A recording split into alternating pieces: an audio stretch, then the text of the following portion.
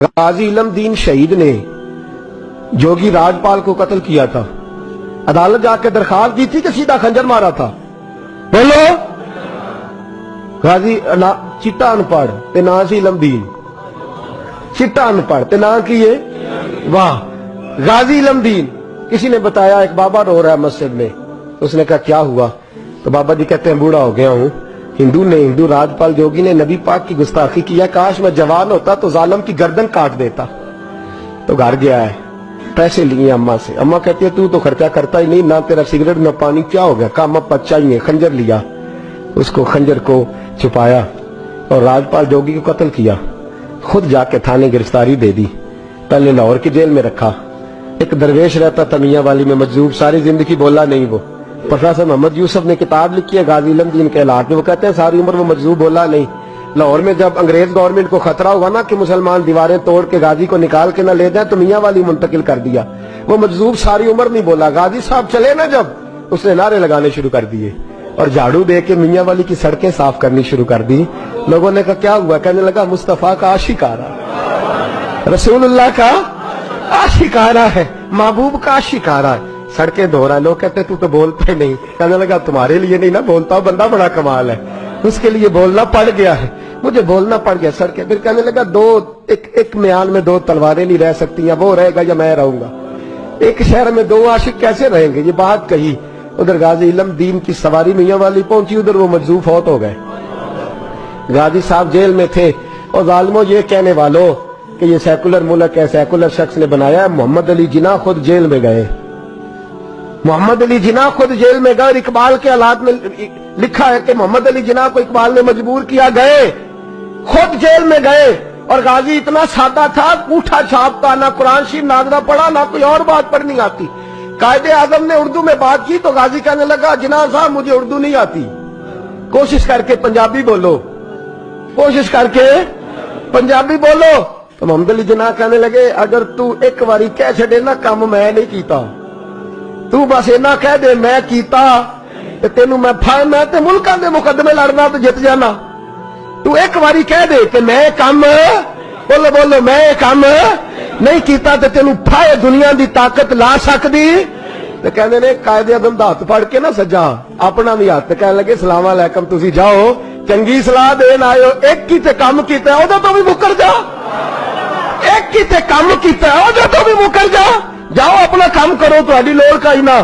امیر ملت پیر جماعت علی محدث علی پوری چلے, تاجدار گولڑا حضرت شیخ وقت پیر سید میر علی شاہ صاحب گئے ملنے.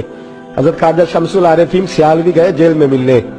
تو غازی صاحب نے ہاتھ چومے کا, اور سید زادو میں ان پڑھ بھی, میں غریب بھی, تم میرے پاس ملنے آ گئے ہو, اچھا بڑی بندہ نوازی آئے ہو تو کوئی بات ہی سناؤ.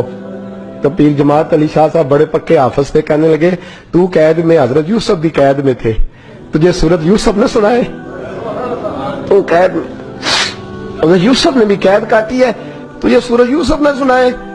غازی صاحب کہنے لگے سناؤ. تو پیر صاحب نے پڑھنی شروع کی تو رونا بھی شروع کر دیا, پڑھنی شروع کی تو رونے لگے.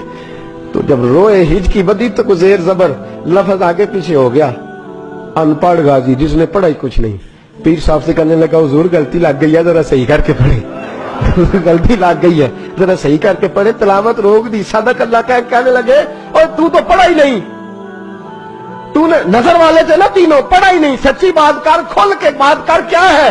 تو غازی علم دین کہنے لگا تسی بزرگ ہو, تسی نہ ہوندے تو میں کدی نہ دسدا, تساں سارے پھٹی تے بیٹھ کے حافظ کول پڑھیا ہے, تے ایتھے جدوں راتی ہنیرا پیندا جے مدینے والا چن آپ ہی آ جاندا ہے, تساں پھٹی کول پڑھیا ہے.